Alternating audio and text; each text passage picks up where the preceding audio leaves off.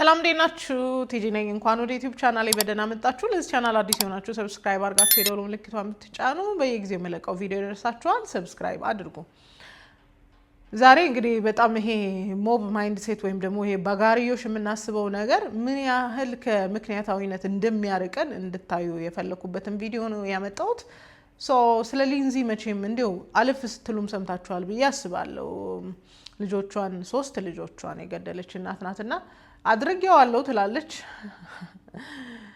ሌሎችም እንዳደረገችው መስክረውባታል ሶሻል ሚዲያ ግን አላደረገችውም ብሎ ሞብ ያረገ ነው በይበልጥ ደግሞ ቲክቶክ እና ጎፈንድሚ ማዘጋጅተው ወደ 2 ሚሊዮን ነው ፕላኑ 1 ሚሊዮን ተሰብስቦላታል ኦኬ እና በሚገርማችሁ ሁኔታ የክሱ ሂደት ሲጠናቀቅ We're here to send one message and that message is that it should not take tragedy for people to start paying attention to mental health. I believe that women deserve support and Lindsay didn't receive the support that she deserved. We love you, Lindsay, and we're here for you. We're here to show support and love for her. More than 100 people demonstrated outside of Plymouth Superior Courthouse on Thursday morning for Lindsay Clancy, the mother facing triple murder charges for fatally strangling her 3 young children. Her legal team is making the case of an insanity defense and says she suffered from postpartum psychosis. The tragedy has shed a spotlight on maternal mental health, and Lindsay's supporters say treatments of postpartum illnesses needs a reckoning. My goal today is to support the postpartum health of women. I have 5 children. I feel like anyone who has had kids understands that postpartum period. Lindsay Clancy was begging for help from everything we can see, and I don't think she got it. Professionally, it hits me, and personally, it hits me. With mental health, we've done a really bad job of recognizing that just because somebody says that they're doing okay, doesn't mean that they're doing okay. I'm here supporting Lindsay because I've been through what Lindsay's going through and been failed with mental health. She was failed, she was let down. So many women suffer from postpartum and they don't always get help that they need. It means a lot to me because I can feel that pain and that disparity as a mother to a mother. And Clancy supporters see her lawyer, Kevin Reddington, as a crusader for postpartum health care. And Lindsay's here. Oh, it's Reddington. God bless Kevin. God bless him. We do love Kevin. Kevin is so instrumental in this process because he's given a voice to all these women that have had no voice for so long. We're so grateful that somebody's hearing us. And we can shout from the rooftop that finally someone is hearing that we as women, we do need help. And we do need support.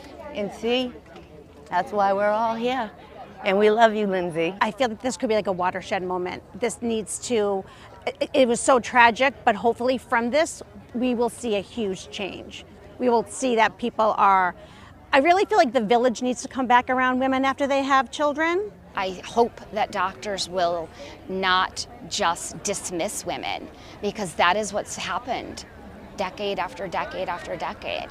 It's not right, it's not fair. And you have to, at some point, acknowledge that it does happen, you know, and something needs to change. And if anything comes from this, if any silver lining comes from this, maybe that's it, that there will be a change in that. በጣም ብዙ ሴቶች ውጪ እየጠበቋት ነበር ሴሌብሬት ያደረጉ ሰፖርታቸውን ያሳዩ አብሮነታቸውን ያሳዩ ነበርና በጣም ያሳሰበኝ ነገር ቢኖር ይሄ በማህበር የምናስበው ነገር እንደ ሴት ኢሞሽናሊ የምንወስዳቸው ውሳኔዎችና ይሄ የጾታ ጽንፈኝነት በጣም ብዙ ዋጋ እንደሚያስከፍል ላስታውሳችሁ ነውና ለምንድን ነው እሷ አድርጌዋለሁ ያለች እንዳደረገችው ብዙ ኢምፕላይ የሚያደርጉ ነገሮች እያሉ ለምንድን ነው ስቲል ሶሻል ሚዲያ ላይ ቲክቶክ ላይ ያሉ ሰዎች አያላደረገችውም ባሏ ነው ያደረገው እና ባሏ አድርጎት ነፃ እንዲሆን ምክንያትና ሰበብ ሰጠባት ምናምን የሚሉ ነገሮች አሉ በሚገርማችሁ ሁኔታ ፖስትፓርተም ላይ ነበረች ይባላል እንግዲህ ፖስትፓርተም ሳይኮሲስ የሚባል የጤና እክል አጋጥሟት ነበር በጣም ብዙ መድኃኒቶችን ትወስድ ነበር ምናልባት መድኃኒቶቹ ለዚህ ያጋልጠዋታል ያሉም ብቻ ብዙ የሚሄዱበት ጀስቲፊኬሽን ቀላል አይደለም እና ምን እንድናስብ ፈለኩ መሰላችሁ እዚህ ዓለም ላይ የሄድንበት ያለው የጾታ ጽንፈኝነት ፍትህን ራሱ በአግባቡ እንድንጠይቅ አያረገንም ኦኬ እንደው ወንጀሉን እንደሰራች ያመነችው ሴትዮ አይሰርቻለሁ እንኳን ብትል ስቲል ፍትህ የምንጠይቅበት አካሄድ በጣም ጤናማ አይደለምና አንዳንድ ሴቶች እንደውም ሶሻል ሚዲያ ላይ ጩኸታቸው ሬጃቸው አጠገባቸው ህፃናት ልጆችን አስቀምጠው የሚሆኑት ነገር ነገ ላይ ህፃናት ልጆቻቸውን እንደዛ አያደርጉም እንኳን ለማለት ትንሽ ይቸግራቸዋልና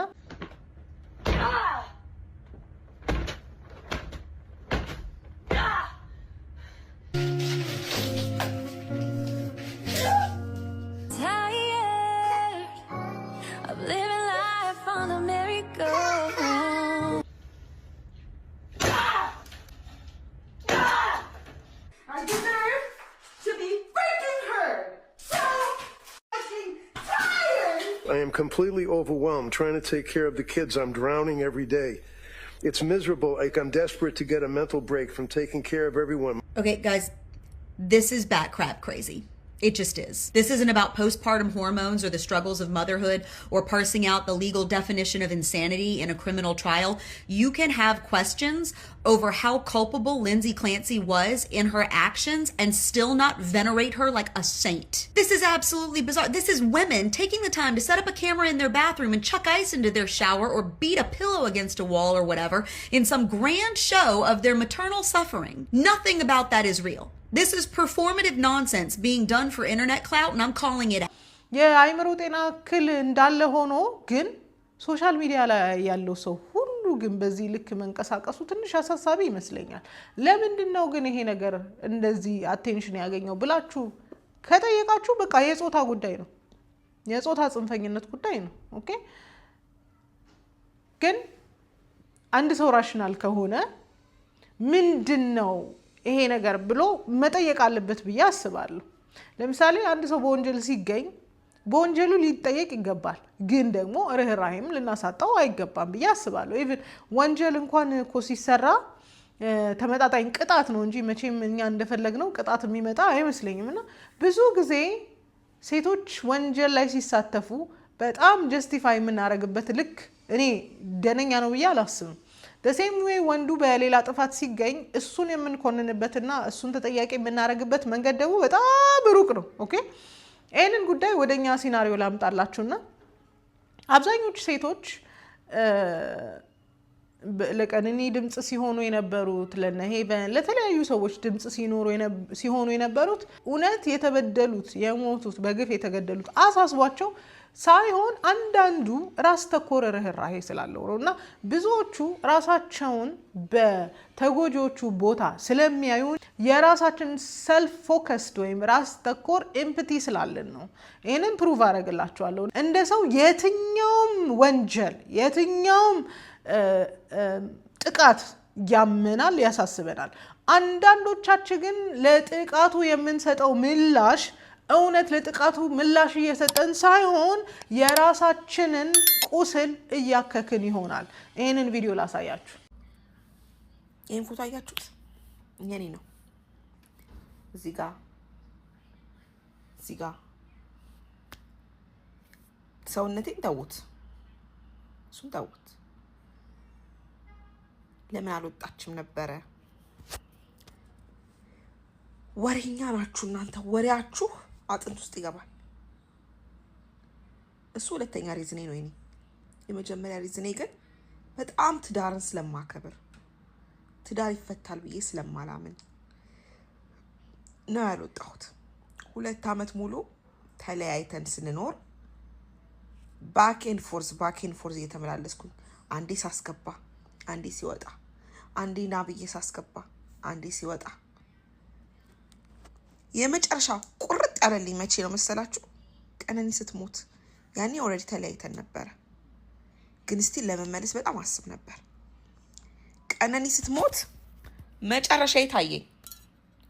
ለዛ ነው የቀነኒ ነገር አንጀቴ ውስጥ ገብቶ ቅጥል የሚያደርገኝ። መቼም አልፋታውም። ለዛ ነው መቼም አልፈታውም ይሄን ነገር እስካለው ድረስ ከተነፈስኩ ድረስ። እና እንደዚህ ብሎ መፍረድ ቀላል ነው። ለምን አብራው ኖርሽ ታዲያ?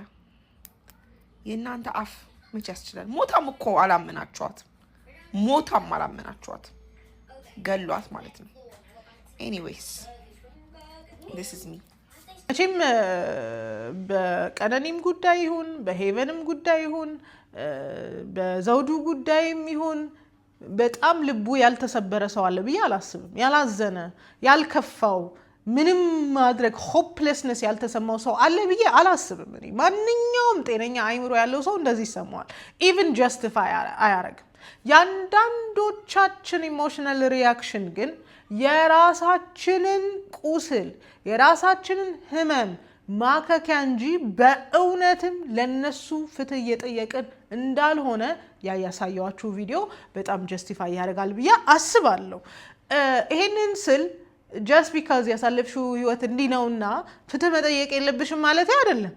ሁላችንም ፍትህ እንጠይቃለን። በምንችለው በምናቀበት መንገድ እንሄዳለን። ግን ያንዳንዶቻችን ጉዳዩን እስከ መጨረሻ መውሰድ እውነት የፍትህ ጥያቄ አይደለም። የራሳችንን በቀል ለመበቀል ነው የምንሄደው። ስቲል አቢዩዝ ያደረጉን ሰዎች መጠየቅ አለባቸው፣ በህግ መጠየቅ አለባቸው፣ ተመጣጣኝ ቅጣት ማግኘት አለባቸው። ግን እውነት ራርተን ነው ወይ ጥያቄ አለብኝ። የትሰማ ካምፔን ላይ ያሉ ሴቶች ሁሉ እውነት ለሴቶቹ አስበው ነው ወይ ጥያቄ አለብኝ። the same way አብዛኛው ሴት በዚህ ልክ ለምን ሪያክት ታደርጋለች ብላችሁ ካሰባችሁ ሁሌም ቢሆን ራሳችንን በተጎጂዎች ውስጥ እናያለን። አንዲት ሴት ስትመታ ወይ የተመታንበትን ሲናሪዮ እናስባለን ወይ ደግሞ ነገ ልመታ እችላለሁ የሚለውን ነገር ነው ሁሉ ጊዜ እምናየው። እንደ ሴት እንግዲህ ትንሽ ከስሜት ጋር ስለምንቆራኝ ወዲያውኑ የራሳችንን ነገር ስለምናይ እንጂ እውነትም በጣም ርህራሄ ኖሮን አይደለም። በነገራችን ላይ አንዳንድ ጊዜ ደግሞ ከማሱ ጋር አብሮ መጮ ከጮሁ ጋር መጮ ሪሊፍ ይሰጠናል። አይዞሌት እንዳንደረግ ወይም ደግሞ ሚስ አውት እንዳንደረግ ከነሱ ጋር እንዳንገለን አለው ለማለት በጣም ይጠቅመናል ብዙ ሴቶች። ይህን ነገር ስናገር መቼም ብዙ አናላይዝ ማድረግ የማትችሉ ሰዎች በጣም ሪያክት ልታደርጉበት ትችላላችሁ። እዚህ ጋር የቆያችሁ ሰዎች ደግሞ በጣም ይገባችኋል ብዬ አስባለሁ። አንዳንድ የምንጠይቃቸው ጥያቄዎች፣ አንዳንድ የምንፈልጋቸው ፍላጎቶች እውነት የምንፈልገው ፍላጎት ንጹህ ነው ወይስ ደግሞ ራስ ተኮር ፔን ኪለር ነው የሚለውን ነገር በደንብ መጠየቅ አለብን ብዬ እኔ አስባለሁ። ሆነስትሊ ስፒኪንግ እና ብዙዎቻችን ራሳችንን በተጎጆቹ ውስጥ ስለምናይ ርህራሄ አይደለም የምናሳየው። ርህራሄ is a good thing። ማዘን በጣም አዝነናል። በጣም ለምሳሌ በሊንዚ ኬስ አዘማም ኢቭን ነፃ እንኳን ብትወጣ ጊልቱን አስቡት። እንደው በነፃነት ትኖራለች ማለት ከባድ ነው። ልጆቻችሁን አታችሁ ገላችሁ አይደለም አታችሁ ለእናንተ ቀላል ነው ብዬ አላስብም። እኔ እንደ ሰው እኔ አለመኖር ነው የሚሻለኝ honestly speaking። እና ርህራሄ ማሳየት ጥሩ ነገር ነው። ርህራሄ ማሳየት በጣም ታሳዝናለች። በጣም የደረሰው ነገር ልብ ይሰብራል። በመድኃኒትም ይሁን በምንም የደረሰችበት ነገርና ያረገችው ነገር በጣም ያሳዝናል። እኔ ለሷ አዝናለሁ፣ ግን ጀስቲፋይ ግን አላረገው። የደረገችውን ነገር ጀስቲፋይ አላረገው። እሷ እኮ መድኃኒት ወስዳ ነው እንዲህ እንትን ብላ ነው እንትንም ብላ ነው ብዬ ጀስቲፋይ አላረገው። እንደ ሰው ደግሞ ጀስቲፋይ ማድረግ አለብን ብዬ አላስብም። ኦኬ ላደረገችው ስህተትና ጥፋት መቀጣት አለባት አኮርዲንግ ቱ ሚ። ማንኛውም ወንጀለኛ በህግ መጠየቅ አለበት። ማንኛውም ወንጀለኛ ወንድ የለም ሴት የለም መቀጣት አለበት። ተመጣጣኝ ቅጣት ሊያገኝ ይገባል። ግን ብዙ ጥያቄዎቻችን ራሱ የጾታ ጥያቄ ስለሚሆኑ የኢንፌሪዮሪቲ ጥያቄ ስለሚሆኑ ሴቶች ለሚሰሩት ወንጀል ተመጣጣኝ ቅጣት ከማግኘት ይልቅ ከማህበረሰቡ ሲምፓቲ ነው የሚያገኙት። ፖስትፓርተም ሳይኮሲስ ላይ ፖስትፓርተም ላይ ተሳበበ። አብዛኞቻችን ሴቶች ደግሞ ወይ ፖስትፓርተም ላይ አልፈናል ወይ ፖስትፓርተም ወደፊት ያጋጥመናል። ብቻ እንዳልኳችሁ ራሳችንን በሴትዮዋ ውስጥ ስለምናይ ተጠያቂ ከማድረግ ይልቅ ጀስቲፋይ ማድረግን እንመርጣለን እና ኮምፓሽን ርህራሄ በጣም ጥሩ ነገር ነው። ርህራሄው ግን የሌላ ሰው ነፍስ ሲጠፋ አፈርም ማድረጊያ ከሆነ ይሄ መርዛማ ርህራሄ ነው፣ ርህራሄም አይደለም። 3 ምስኪን ሆፕለስ ሄልፕለስ የሆኑ ህፃናት ሞተው እኛ ስለ ሴት ከሆነ እያሰብን ያለ ነው። አንዷም የሞተችውም ህፃን ሴት ናት።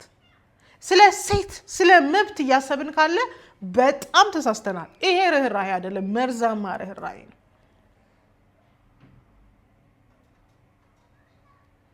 አንድ ሰው ወንጀል ሰርቶ ስለ ጾታውና ስላለበት በርደን የምናስብ ከሆነ ይሄ ጤናማ አመለካከት አይደለም። ኃላፊነት ስለበዛበት ነው፣ እንትን ስላለችው ነው፣ ስለሰደበችው ነው፣ እንትን ስላለችው ነው ብለን ጀስቲፋይ የምናደርግ ከሆነ ይሄ ርህራሄ አይደለም። ይሄ ርህራሄ አይደለም። ማንም ሰው ለሰራው ወንጀል ለሰራው ኃጢአት መጠየቅ አለበት እና ጾታ መስጠት የለብንም። ብዙ ጊዜ ሴቷ ስታረገው ቀለል የሚል ወንዱ ሲያረገው ከበድ የሚል ብዙ ጉዳዮች አሉ። ለምሳሌ በጣም በሚያሳፍር ሁኔታ እንዳየ ነው ኮሜንት ሴክሽን ባለፈው እዚህም እዛም ለቅቄዋለሁ። ሴቷ ወንዱን ስትገለው ኮሜንት ሴክሽን ላይ ያሉት ይሄ ኮሜንት ሴክሽን ላይ አረንጓዴ ማሊያ የለበሱት ሴቶች የጻፉትን ኮሜንት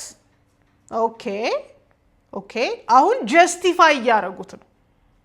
ቺት አርጎባት ሊሆን ይችላል፣ እንትን አርጎባት ሊሆን ይችላል እያልን ጀስቲፋይ ነው እያደረግን ያለ ነው። በነገራችን ላይ ሌዲ ጀስቲስ የሚሏት የፍትህ ማሳያ የሆነችው ሴት አይኗ የታሰረ ነው። አይታችሁ ከሆነ አይኗ የታሰረ ነው። አይን የታሰረበት ምክንያት ዲስክሪሚኔት አታረግም በሚል ነው እና ሚዛን ነው የምትይዘው አይደለ? በጾታ በመደብ በብሔር አታበላልጥም ዲስክሪሚኔት አታረግም ስለሚባል ነው ሌዲ ጀስቲስ እንኳን አይኗ የታሰረው ማለት ነው። እና ወንድ ሲሆን ይሰቀል ይቆረጥ፣ ሴት ስትሆን ደግሞ አይ ፖስት ፓርተም ሊሆን ይችላል እንዲሆና ሊሆን ይችላል ቺት አርጎባት ሊሆን ይችላል ማለት ጀስቲስ አይደለም። ጀስቲስ አይደለም። አሁን ስለ ፍትህ የምታወሩ ከሆነ ጾታችሁን አስቀምጣችሁ አውሩ። በጣም በእውነት ያማል። እናት ለሆነ ሰው የህፃናቱ ጉዳይ ኢትስ ፔንፉል። ያደረገው ሰው መጠየቅ አለበት። አዎ መጠየቅ አለበት። ሄልፕለስ ለሆኑ ሰዎች ሄልፕለስ ለሆኑ ወደ ላይ ቀና ብለው የሚያዩንን ህፃናቶች መጉዳት በጣም ተጠያቂ ሊያደርገን ይገባል።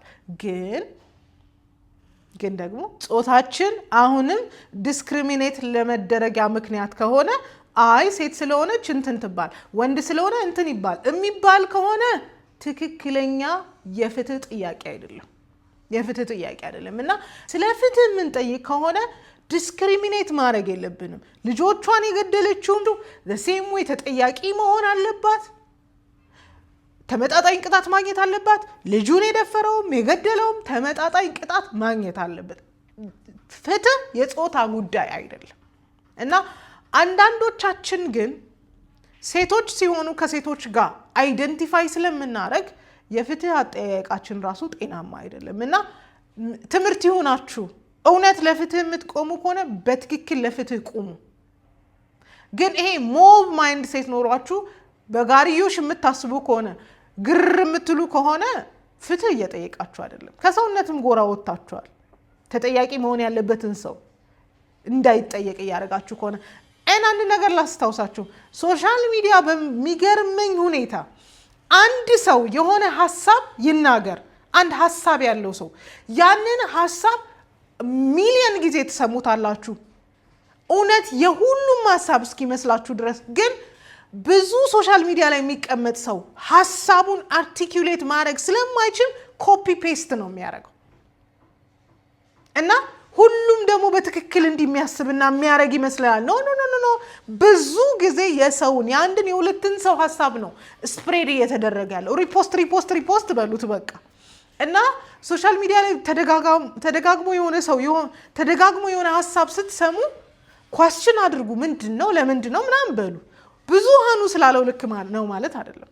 ስለዚህ ፍትህ ማግኘት ያለባቸው ሰዎች ፍትህ ማግኘት አለባቸው። ፍትህ ግን ጾታ የላትም።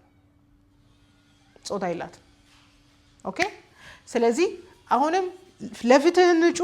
አዎ ከመጮ ባለፈ ግን ህጉን ለማሻሻል የሚሰሩት ጋር በደንብ አድርገን መስራት መቻል አለብን ብዬ አስባለሁና ወንጀል ከሚያረጉ ሴቶች ጋር ራሳችሁን አይደንቲፋይ አታድርጉ። ነግበኔ አትበሉ። በንጽህና መኖር ያዋጣል። ወዳችኋለሁ።